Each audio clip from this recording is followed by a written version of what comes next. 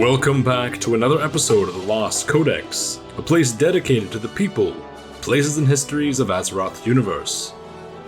Today we return to another chapter in the fall of the Titan Keepers. In the previous episode we learned of the fire giants Ignis and Vulcan as they rallied the Winterskorn clan into battle, the efforts put forth by Tyr and his companions to defend the helpless Titanforged, and the story of Yrgrim the Truth Seeker. Today we continue with the story of the Winterskorn War, the intervention of the five dragon aspects, and Tyr's plan to overthrow Loken and save the future of the Titanforged. Just as the aspects had gathered at Tyr's call in the past, so too did they answer the Keeper's summons to battle the Winterskorn threat. In unison, they descended upon the iron armies of Ignis and Vulcan.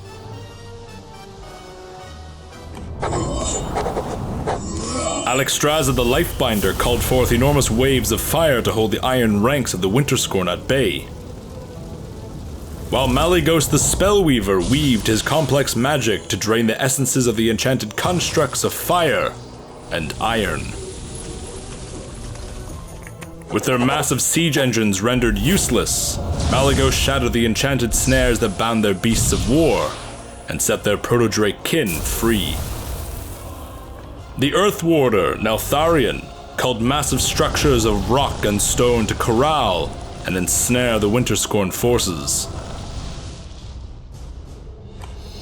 Lastly, Ysera the Dreamer and Nozdormu the Timeless One combined their magic to bring the long, bloody Winterskorn War to a swift and decisive end. A dense, enchanted mist fell across the Winterskorn forces, causing them to fall into a deep, dreamless sleep.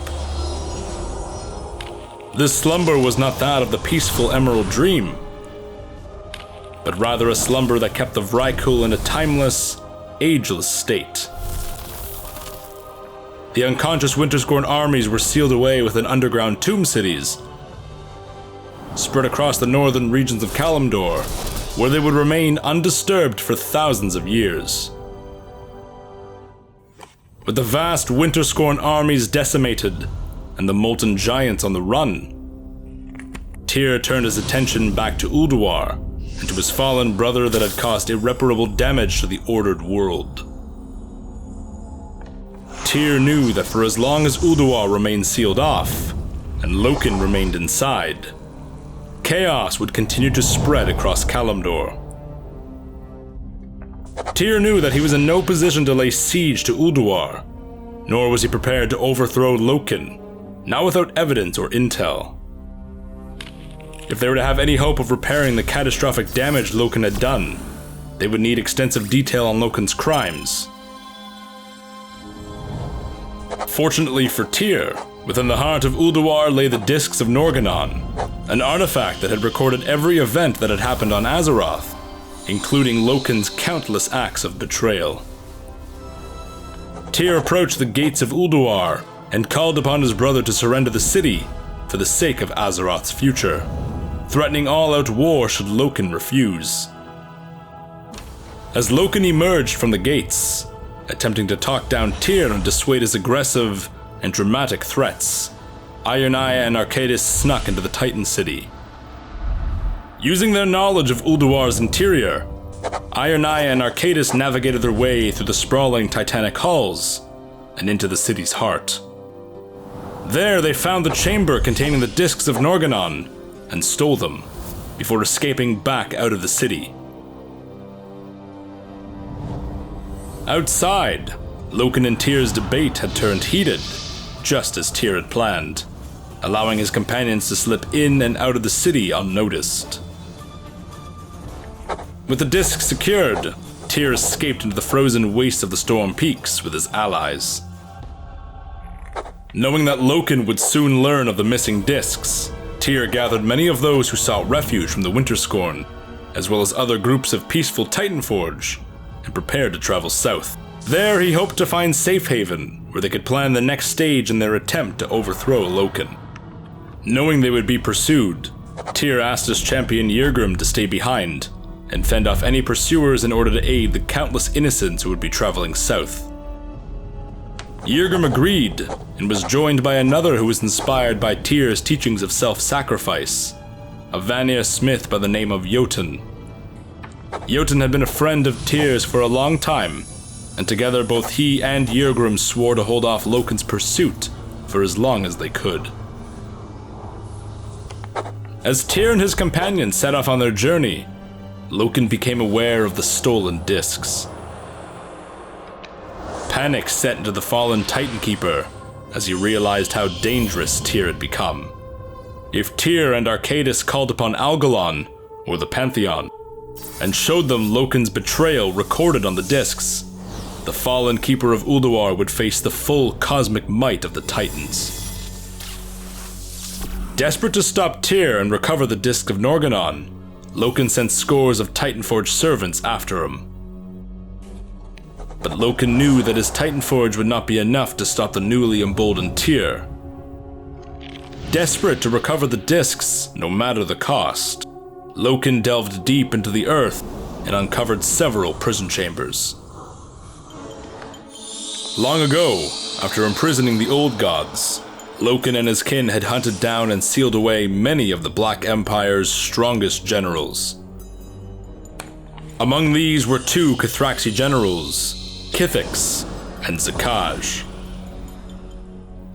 Loken worked tirelessly to unravel the magical enchantments that both he and Mimiron had placed upon the prison ages past. As the Cathraxi awoke from their stasis, the dark, shadowy influence of Yogg-Saron radiated from the Keeper. Loken gave the command to hunt down Tyr and his allies, and the two Cathraxi crawled from their prison and obeyed. On the surface, Loken's Titanforge found Yrgrim guarding the path south. Loken's giants charged the bearer of Truthguard and battered the enchanted shield with molten fists of fury. Yrgrim stood his ground as his opponents wore themselves out on the impenetrable shield gifted to him by Tyr, and when their energy finally failed, Yrgrim returned the assault.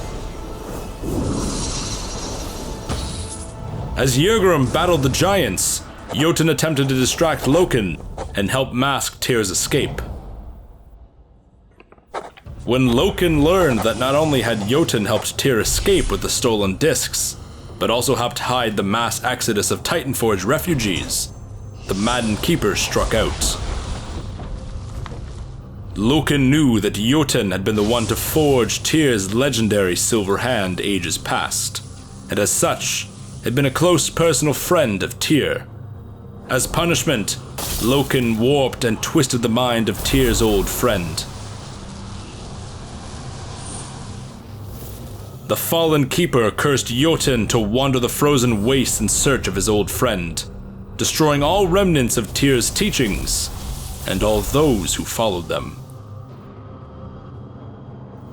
Although Tyr's old friend had stood defiant and paid a terrible price, Tyr's champion Yrgrim stood unbroken, unbattered, and unbent.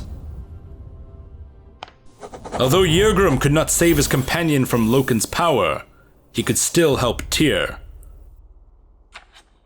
The wielder of Truthguard had sensed something ancient and foreboding, something that had slipped past his defenses and in the direction Tyr had traveled.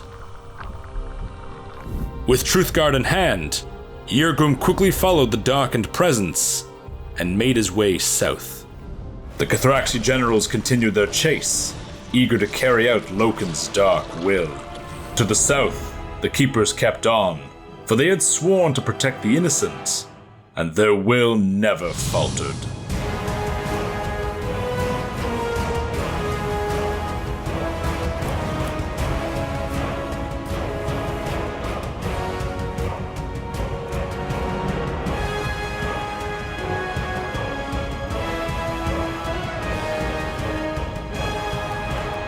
But soon, darkness would descend upon the Keepers.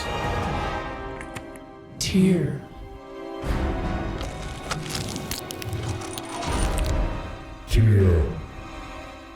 found us.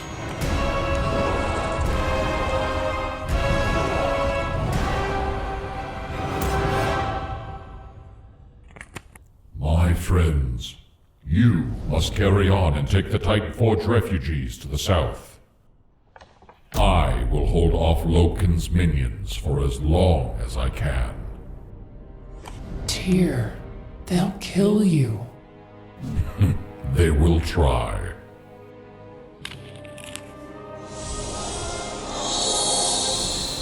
Fight well, brother.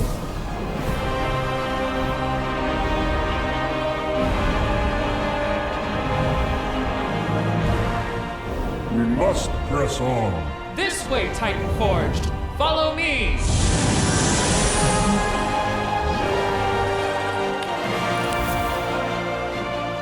Agramar, guide me.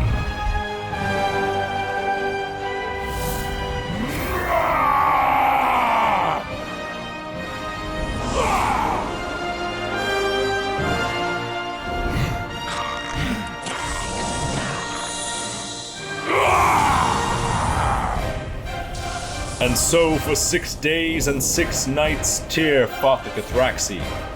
Neither Keeper nor Aberration gave way, and so Tyr gave all that he was, all that he could be, to save the future of the Titanforged.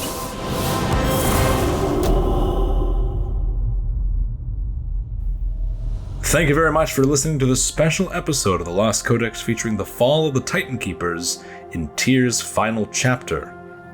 Now I know what you're thinking, in that this has been a long time coming. We haven't had a lore video in about 2 months now, and I want to sort of explain why that happened. First and foremost, at the end of August, beginning of September, Jeff and I celebrated our birthdays, which took a little bit of our personal time. Following that, there was a work-related convention that Jeff, our producer and editor who makes all these amazing visuals, had to attend to, so that took a little bit of focus there. In addition to that, I went to the Netherlands, Jeff's home country, for a vacation. And although we did work on the video every single day, it primarily was vacation, so production time was definitely limited. One of the major reasons why this was such a huge undertaking was due to the artist's contribution on this episode. We had the absolute honor and privilege of working with so many talented people on this project, and because of that, their craft takes time, and our craft takes time. I'd like to give a special shout out to Sir Thompshire for his amazing 3D animated shot with the Titanforge refugees and a couple of other smaller scenes throughout the episode. I'd also like to specially thank Hipnosworld for his amazing custom models. Not only did he allow us to use his Titan Keeper models, but he gave us specially requested poses for both Tyr and Keeper Archaedas. Without you, Hypnos, this video would not have been possible. Another special thanks should be given to Isei-Silva, a contributing Lost Codex artist in our lore videos. Isei-Silva used Hypnos' Tyr model to create the end shots of Tyr, both his back shot, his 2 attack poses, and the hand gesture up in the air, as well as the close-up on his face. We really wanted to sell this final moment for Tyr, and I thought Isei-Silva is the best person to bring this model, this character, this sacrifice to life. Some other shoutouts go to the always talented Rude Goblin. Many of you know Rude for doing our Lost Codex emojis, and for this project she was able to give a little brief sketch over on Ironaya's face to give some emotion to Ironaya during Tyr's final moments. I really wanted to sell the look that Ironaya was going to miss her friend, and so Rude Goblin was able to come through with that. And of course, a special thank you to our 2 voice actors, Silverletomi for voicing Ironaya at the end of the video, as well as Matt Greenburg, who not only did Tyr in both the previous episode and this episode, but also did Keeper Archaedas as well. Thank you guys for your help and support on bringing these characters' voices to life, and thank you to everyone involved: Sir Thompshire, Isei, Hypnos, Rude Goblin, Silverletomi, Matt Greenburg, Jeff. Everyone has made this project come to life. In addition to all these factors that I've just listed, Blizzcon prep definitely was a factor in slowing this episode down, as well as just getting it right.